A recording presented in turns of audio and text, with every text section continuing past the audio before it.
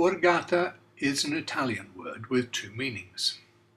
One side of its coin refers to a small village, and the other side to a family, and one usually associated, as ours was, with crime. Now, to understand what the Borgata fallacy was, we need to ask how it was that for the last century or two, the tale that Vasari spun about his family seemed a reasonable foundation for the history of art. His story was that for the most part, they were entirely unrelated, and that many were accepted into apprenticeship to become artists from quite diverse backgrounds. We are used to a big world, a world of 7 billion souls, but Renaissance Europe was not like that at all. Rome, for example, that currently totals some 4 million people, in those days numbered more like 60,000. How many artists could a city of that size support? Just a handful. It was a very small world, and we are asked to believe that these few artists were not relatives and came from a multitude of small villages and towns.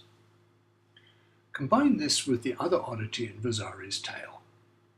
Families specialized in those days far more than they do now. If one had a profession, it was because one followed one's father's trade. Artists ran in families, like every other craft. Children were not asked, "What do you want to be when you grow up?" If they were old enough to be asked that, they were already apprentices in Dad's workshop. And the idea that Dad would take on people from outside the family? No way.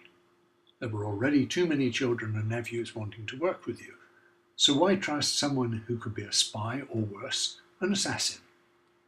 Death in those days was much easier to achieve and get away with, and murder far, far more common.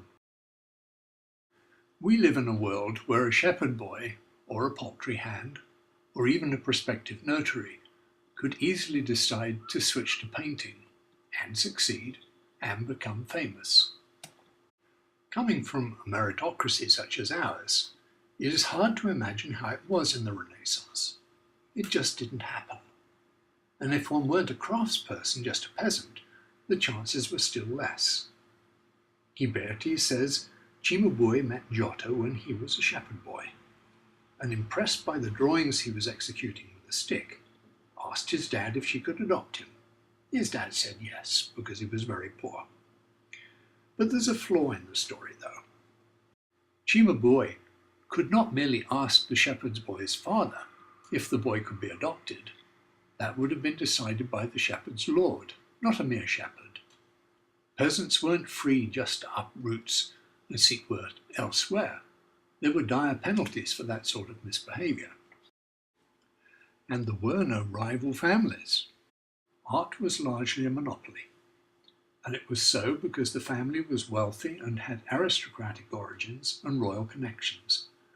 They mixed with and knew all the royal houses and potential clans. Because they could afford to train their children in the arts, not just in drawing and applying paint, but in the mathematics of perspective, which they largely invented, and in a familiarity with literature and the ideas and myths of the ancient world. Because they could draw on a vast international heritage of ideas, techniques, and styles to depict what patrons requested. Because they could afford the gold leaf and lapis lazuli to continue work when a patron was slow paying, or when the kids messed it up. Who could compete with that? A slave boy? Well, yes, but only if he was owned by Leonardo and was Michelangelo's son. Then, as family, he could become an artist sought after by emperors. So this is the second great pillar of erudite knowledge: the failure to see style in an anthropological setting, and the belief that the world was always meritocratic and packed with people.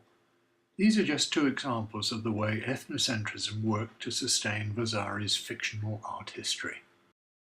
But it could not stand alone. It needs a partner to sustain these narrow parochial ethnocentric beliefs, and that is where the third pillar comes in: narrow specialization.